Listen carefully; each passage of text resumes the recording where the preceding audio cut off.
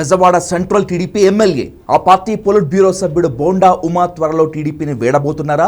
ఆయన వైసీపీలో చేరే అవకాశాలు ఎక్కువగా ఉన్నాయా? బోండా ఉమా చుట్టూ తిరుగుతున్న పరిణామాలు, ఆయన శిబిరం నుంచి అందుతున్న సమాచారం ప్రకారం బోండా ఉమా త్వరలోనే తెలుగుదేశానికి గుడ్ బై చెప్పవచ్చని తెలుస్తోంది. కాపులకు టీడీపీలో గౌరవం లేదని ఆరోపిస్తూ ఉమా ఆ పార్టీని వీడే అవకాశాలే ఎక్కువగా ఉన్నాయి.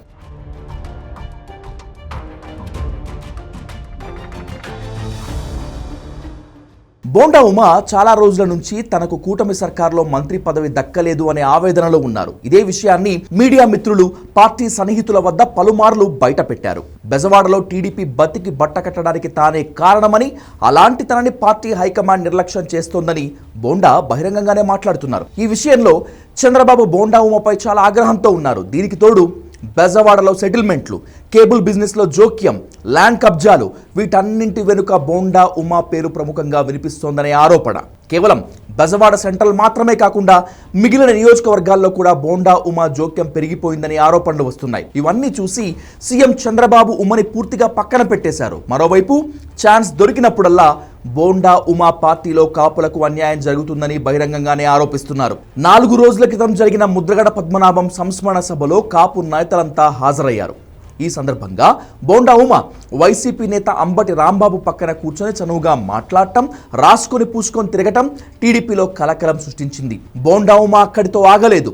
2019లో ముద్రగడతో పెట్టుకుని టీడీపీ ఓడిపోయిందని, రాష్ట్రంలో గెలుపు ఓటమిని నిర్ణయించింది ముద్రగడేనని వ్యాఖ్యానించారు. 2019లో మేము అధికారం కోల్పోవటానికి ముఖ్యమైన కారణం ముద్రగడ్డ పద్మనాభం గారి ఉద్యమం అని కూడా తెలియజేస్తాము. బోండా ఉమని పొలిటికల్ గా కొట్టేసేందుకు ఇదే తగిన సమయం అనుకుంది టీడీపీ హైకమాండ్. ఉమాకి నోటీసులు జారీ అయ్యాయి. అసలు ఆ సంస్మరణ సభకు ఎందుకు వెళ్ళావు? అంబటి రాంబాబు పక్కన ఎందుకు కూర్చున్నావు? ముద్రగడ వల్లే టీడీపీ ఓడిపోయిందని ఎలా చెప్తావు? వీటన్నిటికీ సమాధానం చెప్పు అంటూ బోండాపై 3 మెన్ కమిటీని నియమించింది టీడీపీ అధిష్టానం.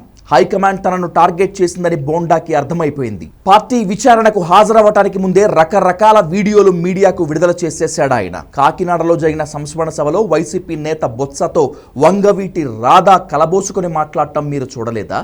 జ్యోతుల నెహ్రూ ఆ సంస్మరణ సభకు హాజరై ప్రసంగించిన విషయం పట్టించుకోరా? నన్ను మాత్రమే టార్గెట్ చేస్తారా అంటూ సోషల్ మీడియాలో వీడియోలు విడుదల చేశాడు బోండా. అంతేకాదు 3 మెంబర్ కమిటీ ముందు హాజరై తన వాదాన్ని గట్టిగానే వినిపించాడు. రాష్ట్ర పార్టీ అధ్యక్షులు పల్లా శ్రీనివాస్ గారు, నీటిపారుదల శాఖ మంత్రి రామానాయుడు గారితో సమావేశం ఈరోజు వివరణ ఇవ్వమన్నారు. నన్ను వారికి పూర్తిగా వివరణ ఇచ్చాం. నా మాటల్ని వక్రీకరించారు సోషల్ మీడియాలో. అక్కడ జరిగినటువంటి విధానం, అక్కడ జరిగినటువంటి కలయిక వేరు.